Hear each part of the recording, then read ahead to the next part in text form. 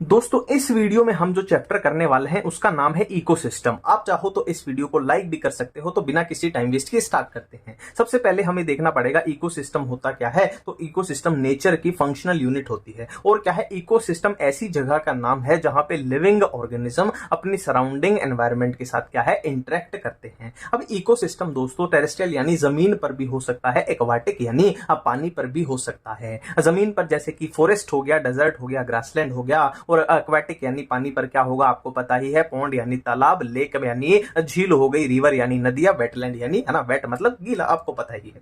Next है man made ecosystem यानी artificial ecosystem भी हो सकते हैं, जैसे कि क्रॉप फील्ड यानी खेत। अब खेत इंसान ही बनाता है, नेचुरल नहीं होते हैं। एक्वारियम हो गया है ना, आप अपने घर में मछलियों का एक्वारियम आपका है तो वो मैन मेड है। नेक्स्ट हम स्ट्रेटिफिकेशन की बात करने वाले हैं। स्ट्रेटिफिकेशन को आसान भाषा में समझते हैं। देखिए मान लो ये कोई जंगल है। अब जंगल में जाहिर सी बात है बहुत बड़े पेड़ भी होंगे और जाहिर सी बात है उससे थोड़े छोटे पेड़ भी होंगे और बिल्कुल भी छोटे छोटे पेड़ भी होंगे। ठीक है, अब इसी को हम स्ट्रेटिफिकेशन बोलते हैं कि ये वर्टिकल डिस्ट्रीब्यूशन। वर्टिकल डिस्ट्रीब्यूशन मानी ये छोटे छोटे पेड़ की हाइट इतनी है, ठीक है, इनकी हाइट इतनी है, उससे छोटे सबसे बड़े पेड़ है उनकी हाइट इतनी है। तो ये वर्टिकल डिस्ट्रीब्यूशन एक तरीके से जो है इसी को हम क्या बोलते हैं दोस्तों, स्ट्रेटिफिकेशन बोलते हैं। ठीक है, वो ये ट्री माने सबसे ऊपर, श्रब यानी उससे छोटे, हर्ब ग्रास बिल्कुल ही नीचे है जो हाइट में। ठीक है, नेक्स्ट है कंपोनेंट्स ऑफ इकोसिस्टम क्या क्या होते हैं। तो इकोसिस्टम के 4 कंपोनेंट है, productivity, decomposition, energy flow and nutrient cycling. और असल में इस पूरे चैप्टर में अपने को यही 4 चीजें पढ़नी होती है। तो सबसे पहले हम देखने वाले हैं आखिरकार ये प्रोडक्टिविटी कैसे होती है। देखो जीपीपी यानी ग्रोस प्राइमरी प्रोडक्टिविटी, ये क्या है, देखो सनलाइट आई है और सनलाइट का यूज करके प्लांट्स ने क्या की है, फोटोसिंथेसिस की है। तो जो टोटल प्लांट्स ने जो टोटल खाना बनाया है उसको हम जीपीपी बोल रहे हैं। अब जाहिर सी बात है प्लांट ने वो खाना बनाया है तो प्लांट भी उसका कुछ ना कुछ पार्ट तो यूज करेगा। तो उस यूज को जो प्लांट ने अपने रेस्पिरेशन में यूज कर लिया उसको हम रेस्पिरेटरी लॉस बोल रहे हैं। और जो बाकी का बच गया वो किसके लिए अवेलेबल है, कंज्यूमर यानी अगर कोई हिरण मान लो उस प्लांट को खाता है तो उसके लिए ये अवेलेबल है, जिसको नेट प्राइमरी प्रोडक्टिविटी बोला जाता है। अब नेट प्राइमरी प्रोडक्टिविटी किसको मिली है, मान लो हिरण को मिली है। अब जाहिर सी बात है हिरण उसमें से कुछ तो खुद के लिए भी यूज करेगा, तभी तो उसने खाया है प्लांट को, खुद के लिए यूज कर ली, वो यूज्ड बाय कंज्यूमर होगी। और हिरण के पास यूज करके जो बच गई वो हो गई सेकेंडरी प्रोडक्टिविटी, जो किसके लिए अवेलेबल है ना, कंज्यूमर, सेकेंडरी कंज्यूमर के लिए है ना। सेकेंडरी कंज्यूमर जैसे कि अपना शेर हो गया, जो शेर हिरण को खाएगा। तो ये पूरा फ्लो है अपना। ठीक है, अब देखो एनुअल नेट प्राइमरी प्रोडक्टिविटी की बात की गई है। यहां पे ओशियन की प्रोडक्टिविटी दर्शाई गई है। कैसे दर्शाई गई है, देखो ओशियन जो है वो एरिया है ना, पूरी पृथ्वी अपनी ग्लोब का एरिया तो 70% ले रहे हैं, बट उनकी प्रोडक्टिविटी में परसेंटेज बहुत कम है, लगभग 33% ही है ना। 55 बिलियन टन है, एनसीईआरटी में लिखा हुआ है ना। टोटल कितनी है, टोटल 170 है और टोटल में से सिर्फ है ना 170 में से 55 सिर्फ ओशियन के, और एरिया जितना इतना ज्यादा वो ले रहे हैं। तो बहुत ही गलत बात है, ओशियन से शिकायत अपने को करनी पड़ेगी। नेक्स्ट देखो डीकंपोजिशन में अपने को ये चीजें पढ़नी है, fragmentation, leaching, catabolism, humification, mineralization. अब इसको कैसे पढ़ना है, कैसे कंफ्यूजन से बचना है वो मैं आपको बताता हूं। सबसे पहले तो इनका फ्लो अपने को याद होना चाहिए, तो उसकी मैट्रिक बताता हूं। देखो फलक तक जाना है हमें देखो हमें आसमान की ऊंचाइयां तो छूनी है ना, जाहिर सी बात है जिंदगी में कुछ तो बड़ा करना है। तो फलक तक, फलक यानी आसमान, फलक तक किसे जाना है भाई, हमें जाना है। तो FLCHM यानी सबसे पहले फ्रेगमेंटेशन, फिर लीचिंग होगी, फिर कैटाबॉलिज्म, फिर ह्यूमिफिकेशन, फिर मिनरलाइजेशन। अब देखिए इनमें होता क्या क्या है, देखो ट्रिक बताता हूं आपको, ट्रिक बताता हूं। जहां पे बैक्टीरिया या फंजाई के एंजाइम्स आ जाएं, जहां भी बैक्टीरिया या फंजाई लिखा आ जाए वो कौन सा स्टेप है, कैटाबॉलिज्म है, पहली बात है। ठीक है, और क्या है, देखो फ्रेगमेंटेशन तो नाम से ही पता लग रहा है, मतलब फ्रेगमेंट यानी स्मॉलर पार्टिकल्स में तोड़ दिया है, स्मॉलर पार्टिकल्स में तोड़ दिया है। किसको, डेट्राइटस को। डेट्राइटस क्या होता है, देखो मान लो कोई प्लांट है या फिर ये कोई एनिमल है, तो कभी ना कभी तो इनकी डेथ हो जाएगी। तो डेथ होगी तो कहां पे गिरेंगे, जमीन पे गिरेंगे, उसी को डेट्राइटस बोलते हैं। फिर अर्थवॉर्म ETC, इसको क्या है, स्मॉलर पार्टिकल में फ्रेगमेंट्स में तोड़ देंगे। तो यही अपनी फ्रेगमेंटेशन होती है। तो 2 स्टेप क्लियर है। ह्यूमिफिकेशन नाम से ही क्लियर हो जाएगा कि इसमें ह्यूमस की क्या हो रही है, एक्यूमुलेशन हो रही है। अब ह्यूमस क्या है, डार्क कलर का अमोर्फस सब्सटेंस है, जो कि हाईली रेजिस्टेंस है, माइक्रोबियल है ना, माइक्रोबियल एक्टिविटी के लिए हाईली रेजिस्टेंट है। ठीक है, नेक्स्ट मिनरलाइजेशन। देखो मिनरलाइजेशन तो नाम से ही पता लग रहा है, जो मिनरल्स है, मिनरल्स यानी जो इनऑर्गेनिक न्यूट्रिएंट्स है ना, वो रिलीज हो चुके हैं। अब बच्चा एक लीचिंग में सिर्फ ये याद रखना है आपको, देखो इस तरीके से याद रखना, एनसीईआरटी की लाइन है कि प्रेसिपिटेटेड एज अनअवेलेबल सोर्ट, ये अपनी पहली लाइन याद रखिए। अब क्या प्रेसिपिटेट हुए हैं, इनऑर्गेनिक न्यूट्रिएंट गो इनटू, है ना, go down into soil and get precipitated as unavailable sort. तो एक एक, है ना, एक एक पॉइंट से अपने को सारे स्टेप ये याद हो जाने चाहिए। अब देखो ये पॉइंट क्या बोलता है, इंसिडेंट सोलर रेडिएशन, मतलब सूरज से जो रोशनी टोटल आई है ना, सोलर रेडिएशन जो आई है उसकी 50% से भी कम क्या होती है, पार होती है। पार यानी फोटोसिंथेटिकली एक्टिव रेडिएशन। अब पार की अगर आपको है ना वेवलेंथ पूछ ली जाए तो इसकी होती है 400 से लेकर 700 नैनोमीटर। मतलब ये लाइट है जो प्लांट कैप्चर कर सकते हैं फोटोसिंथेसिस करने के लिए, बट इसका भी टोटल यूज नहीं करते हैं। प्लांट सिर्फ 2 है ना, पार का प्लांट सिर्फ 2 to 10% यूज करते हैं, बाकी ऐसे ही रहती है। नेक्स्ट हम बात करने वाले हैं प्रोड्यूसर। देखो प्रोड्यूसर तो आपको ना नाम से ही पता लग जाएगा, प्रोड्यूसर कौन होते हैं, है ना, प्राइमरी प्रोड्यूस करने वाले, है ना। अब वो कहां से प्रोड्यूस करेंगे, मान लो ये सन है तो सनलाइट आएगी, है ना, ये सन है, सनलाइट आएगी और पेड़ पौधे उससे क्या करेंगे, फोटोसिंथेसिस करेंगे और वो प्रोड्यूसर है। और उनको ऑटोट्रोफ भी आप बोल सकते हो, ऑटोट्रोफ यानी अपना खाना खुद बनाने वाले सनलाइट का यूज करके। इनको कन्वर्टर्स या ट्रांसड्यूसर भी बोला जा सकता है। कन्वर्टर कैसे, देखो सोलर एनर्जी को ये केमिकल एनर्जी जैसे कि एटीपी हो गया, है ना, उसमें कन्वर्ट कर रहे हैं। अब एक्वाटिक इकोसिस्टम में लिखा गया है एनसीईआरटी में कि एक्वाटिक इकोसिस्टम में मेजर ऑटोट्रोफ कौन होते हैं, फाइटोप्लैंक्टन्स मेजर ऑटोट्रोफ्स होते हैं एक्वाटिक यानी पानी वाले में, समुद्र वमुद्र में। ठीक है, नेक्स्ट हम कंज्यूमर की बात करने वाले हैं। ये जो इस तरीके से लिखा हुआ है इस तरीके से मत याद रखना, बस कंज्यूमर में आप याद रखना, है ना, डीकंपोजर को अलग से पढ़ना है। कंज्यूमर को आप याद रखना मोस्टली एनिमल्स। कंज्यूमर क्या होंगे, या तो प्लांट्स को खाएंगे, है ना, प्लांट्स को खाएंगे तो वो हो जाएंगे हर्बीवोर हो जाएंगे, और या एनिमल्स को खा जाएंगे वो कार्निवोर हो जाएंगे। देखो डीकंपोजर के बारे में बात करते हैं। डीकंपोजर में क्या आते हैं, अपने बैक्टीरिया और फंजाई, इस तरीके की चीजें आती है, ठीक है, बैक्टीरिया फंजाई। अब ये करते क्या है, मान लो जिस भी चीज को डीकंपोज करना है उसके ऊपर एंजाइम रिलीज कर देंगे। अब एंजाइम रिलीज करने से क्या है, उसको ऑर्गेनिक सब्सटेंस में डीकंपोज कर देंगे, है ना, फिर जो भी न्यूट्रिएंट्स होंगे उसको अब्सॉर्ब कर लेंगे, इसको ओस्मोट्रोफी बोलते हैं। ठीक है, अब ये बात कर रहे हैं, देखो प्राइमरी प्रोड्यूसर यानी अपने प्लांट्स हो जाएंगे, पेड़ पौधे हो जाएंगे। प्राइमरी कंज्यूमर यानी जो पेड़ पौधों को खाएंगे, है ना, पेड़ पौधों को कौन खाएंगे, मान लो हिरण ने खा लिया या और भी कुछ, है ना। सेकेंडरी कंज्यूमर यानी जो प्राइमरी कंज्यूमर को खाएगा, और टर्शरी कंज्यूमर यानी जो इसको भी खा जाएगा, है ना। एक तरीके से वही चल रहा है अपना, है ना। प्लांट्स हो गए, हर्बीवोर यानी हर्बीवोर जो प्लांट्स को खाएंगे, कार्निवोर यानी जो एनिमल्स को खाएंगे। टॉप कार्निवोर क्या होता है, टॉप कार्निवोर मतलब भाई इस कार्निवोर को कोई नहीं खा सकता, जैसे शेर है, अब शेर को ऊपर कोई नहीं खा सकता, है ना। ये ट्रॉफिक लेवल है T1 T2 T3 और T4, है ना। यही अपनी फूड चेन बन जाती है। यही क्या बन जाती है, यही तो है अपनी फूड चेन, यही तो है अपनी फूड चेन। अब यहाँ पे कुछ चीजें आप ध्यान रखना, देखो फूड चेन के अंदर जो एनर्जी है किस डायरेक्शन में जा रही है, ऐसे जा रही है ना, प्लांट्स से इस टॉप कार्निवोर की तरफ जा रही है। मतलब फूड चेन के अंदर एनर्जी का फ्लो कैसा है, ओनली यूनिडायरेक्शनल है, ये वाला फ्लो नीचे की तरफ नहीं हो सकता, है ना। अब शेर को, है ना, हिरण शेर को नहीं खा सकता ना, शेर हिरण को खा सकता है, सिंपल सी बात है। और क्या चीज हमें ध्यान रखनी है, 10% का लो याद रखना है, 10% का लो।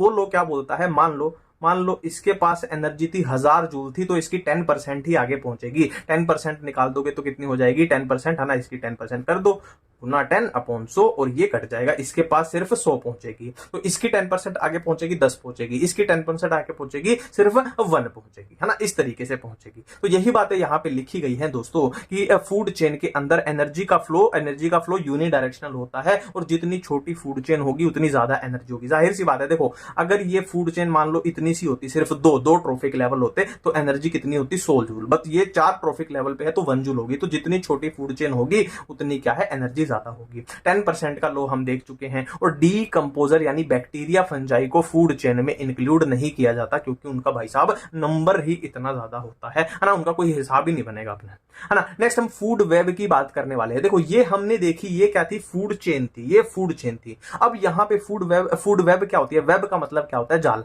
अब एक से ज्यादा फूड चेन जब प्रेजेंट हो, एक से ज्यादा या 2 से ज्यादा बोल लो, है ना, क्या है वो बना देंगी फिर फूड वेब यानी जाल बन जाएगा। मान लो ये एक फूड चेन है, ये दूसरी फूड चेन है, तीसरी फूड चेन, ये चौथी फूड चेन, ये 5 6 7, इस तरीके से जाल बन जाएगा। और ये जाल जितना कॉम्प्लेक्स होगा, मैंने क्या बोला, ये जाल जो है फूड वेब जो बनेगा, जितना कॉम्प्लेक्स होगा, स्टेबिलिटी और परमानेंट, है ना, उतना ही ज्यादा होगा, उतना ही ज्यादा स्टेबल होगा, उतना ही ज्यादा क्या होगा, परमानेंट। हम पिरामिड्स की बात करने वाले हैं। पिरामिड्स की मैं एनसीईआरटी के पिरामिड्स की मैं सिंपल सी ट्रिक बताता हूं। अगर खाली ये वाला पिरामिड ऑफ बायोमास कहां पे, एक्वाटिक इकोसिस्टम में। खाली इसको छोड़ दें अगर तो सारे कैसे हैं, बिल्कुल सीधे हैं, सारे अपराइट हैं। ये भी अपराइट है, ये भी अपराइट है। मैंने बोला ये एक एक्सेप्शन है, ये क्या है, इन्वर्टेड है, उल्टा है, और ये भी अपराइट है। ये है अपनी ट्रिक एनसीईआरटी के पिरामिड्स की। नेक्स्ट हम बात करने वाले हैं स्टैंडिंग क्रॉप। देखो स्टैंडिंग क्रॉप क्या होती है, उस पर्टिकुलर एरिया में मान लो आपके सामने कोई खेत दिख रहा है तो उस खेत में लिविंग बायोमास कितना है वो होता है स्टैंडिंग क्रॉप।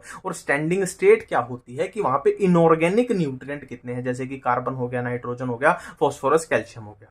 ठीक है, नेक्स्ट हम इकोलॉजिकल सक्सेशन की बात करने वाले हैं। सक्सेशन क्या होता है मैं सिंपल भाषा में आपको समझा देता हूं। मान लो ये एक बंजर इलाका है, यहां पर आज तक है ना, मान लो आज तक कोई भी स्पीशी नहीं थी, ना प्लांट की ना एनिमल की।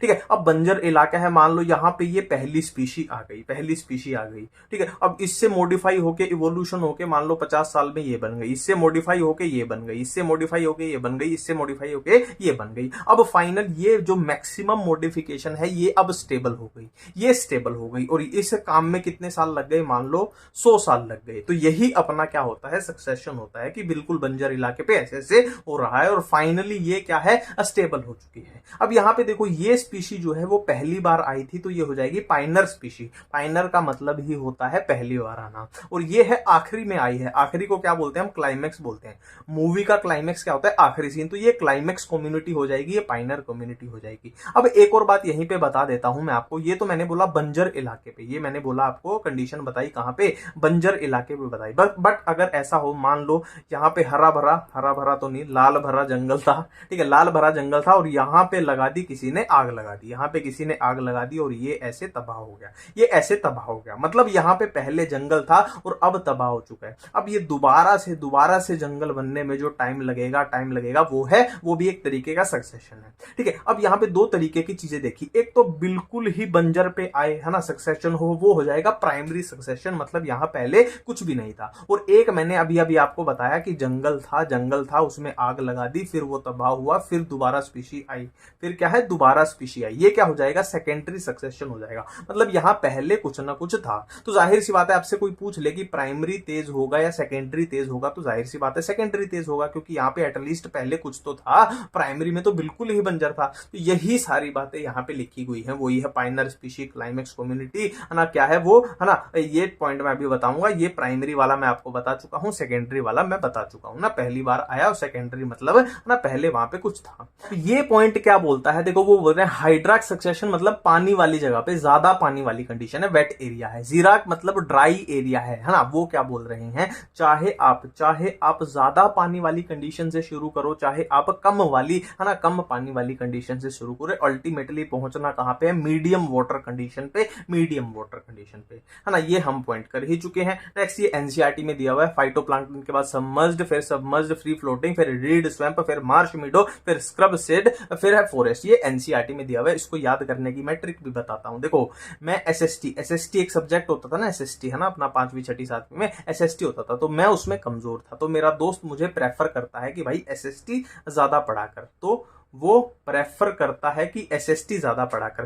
पी से बना फाइटोप्लैंक्टन, आर से अपना क्या बना, रूटेड सबमर्ज्ड, एफ से बना फ्री फ्लोटिंग, आर से अपना बना यहाँ रीड स्वैम्प, और एस से अपना यहाँ क्या बनेगा, एस से बनेगा सेज का मतलब होता है ये मार्श मीडो, और ये एस से स्क्रब बनेगा, और टी फॉर ट्री यानी फिर फॉरेस्ट अपना बन जाएगा। नेक्स्ट हम न्यूट्रिएंट साइक्लिंग या फिर बायोजियोकेमिकल साइकिल करने वाले हैं। इसमें गैसियस साइकिल भी हो सकती है, सेडिमेंट्री भी हो सकती है। गैसियस तो नाम से ही पता लग रहा है गैसेस होंगी, जैसे नाइट्रोजन तो आपको पता ही है ना, एनवायरमेंट में गैस के रूप में पाई जाते हैं, तो नाइट्रोजन साइकिल आ जाएगी। कार्बन साइकिल में CO2 होती है अपनी, तो ये भी गैस हो जाएगी। सेडिमेंट्री यानी नाम से पता लग रहा है, थोड़ी चट्टान जैसी फील आ रही है ना, सेडिमेंटेशन चट्टान जैसी है ना, फॉस्फोरस सल्फर इस टाइप की साइकिल आ जाएंगी है ना। तो गैसियस का रिजर्वोयर कहां, एटमॉस्फेयर में होता है, जाहिर सी बात है गैस है, और सेडिमेंट्री का अर्थ क्रस्ट में होता है। ये भी लॉजिकल बात यहाँ पे दिख रही है। कार्बन साइकिल में क्वेश्चन कहां से बनेंगे वो मैं बता रहा हूं। देखो क्या बोला गया है ड्राई वेट यानी किसी भी ऑर्गेनिज्म का ड्राई वेट, यानी अगर उसमें से पानी निकाल दें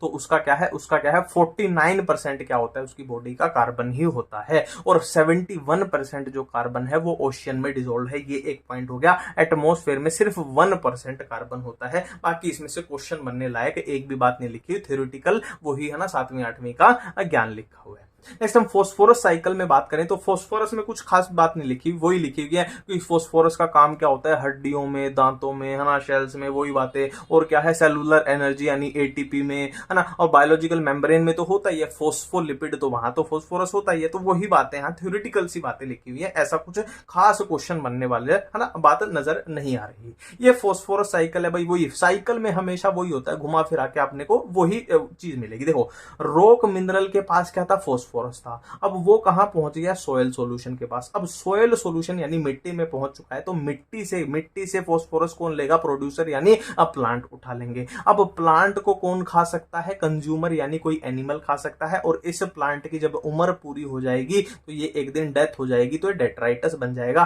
और जिस एनिमल ने इस प्लांट को खाया था उसकी भी तो उम्र पूरी हो जाएगी एक दिन, वो भी टपक जाएगा, वो भी डेट्राइटस बन जाएगा। तो डेट्राइटस से फिर से फॉस्फोरस कहां, सोयल सॉल्यूशन में, और यही साइकिल चलती रहेगी। नेक्स्ट ये याद करना, इकोसिस्टम सर्विस है ना, कि इकोसिस्टम से इतनी ज्यादा हम सर्विस ले रहे हैं नेचर से, तो उसके ऊपर प्राइस टैग लगाया है किसने, रोबर कोस्टेंजन ने, ठीक है। और कितना लगाया है कि 33 ट्रिलियन US$ पर ईयर की इतनी सपोर्ट हम नेचर से ले रहे हैं। और टोटल कॉस्ट के उन्होंने परसेंटेज भी बांटी है कि 50% सोयल फॉर्मेशन के लिए, लेस देन 10% न्यूट्रिएंट साइक्लिंग या रिसाइक्लिंग के लिए, और 6% climate regulation and habitat for wild life के लिए। तो ये चैप्टर हमने बड़ी आसानी से कंप्लीट कर लिया है। स्माइली भी जल्दी जल्दी में नहीं बन रही है।